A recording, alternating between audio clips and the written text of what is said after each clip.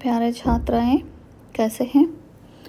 जो आज हमारा पाठ है आधुनिक काल के हिंदी साहित्य इतिहास के जो आधुनिक काल के प्रमुख कवि, छायावादी कवि सूर्यकांत त्रिपाठी निराला जी के बारे में, उनके जीवन परिचय के बारे में पढ़ेंगे। सूर्यकांत त्रिपाठी निराला जी का जन्म बंगाल की महिषादल रियासत में मतलब जिला मेदिनीपुर में माघ शुक्ल 11 के दिन में संवत 1955 में उनका जन्म हुआ। फिर 21 फरवरी सन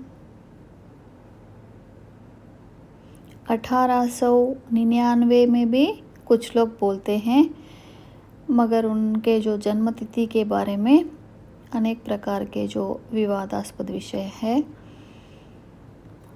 उनका जन्म मंगलवार को हुआ था बोलते हैं। जन्म कुंडली बनाने वाले पंडित के कहने से उनका नाम सूर्य कुमार रखा गया। उनके पिता पंडित राम सहाय त्रिपाठी तिवारी उन्नाव मतलब बैंसवाड़ा बोलते हैं, उन्नाव के रहने वाले थे और महिषादल में सिपाही की नौकरी करते थे। जो उनके पिताजी राम सहाय तिवारी जी ने, वे मूल रूप से उत्तर प्रदेश के उन्नाव जिले के गढ़कोला नामक गांव में जो निवास करते थे।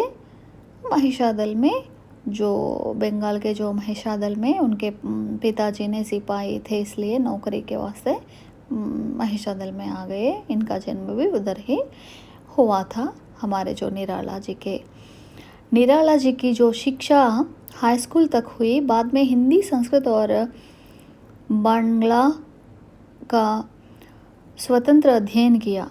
पिता की छोटी सी नौकरी की असुविधाओं और मान अपमान का परिचय निराला को आरंभ में ही प्राप्त हुआ। उन्होंने दलित शोषित किसान के साथ हमदर्दी का संस्कार अपने अबोध मन से ही अर्जित किया। 3 वर्ष की अवस्था में माता का और 20 वर्ष की होते होते पिता का देहांत हो गया।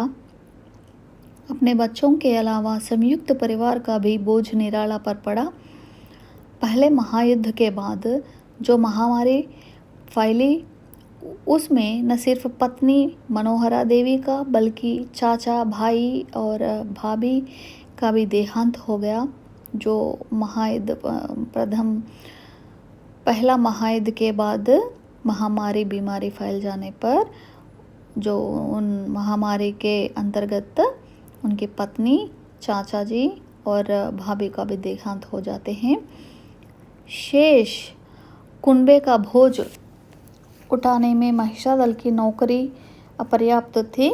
इसके बाद का उनका सारा जीवन आर्थिक संघर्ष में बीता।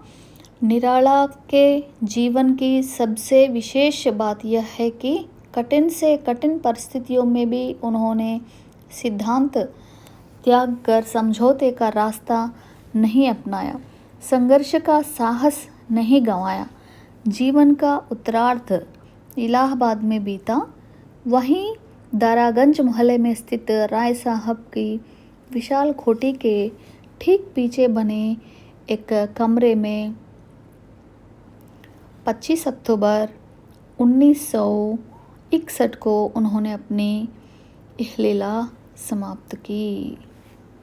इस तरह का सबसे निराला काव्य क्षेत्र में, सबसे निराला कार्य क्षेत्र में, सबसे निराला जी के जीवन अनेक कष्टों से, संकटों से झेलना पड़ा।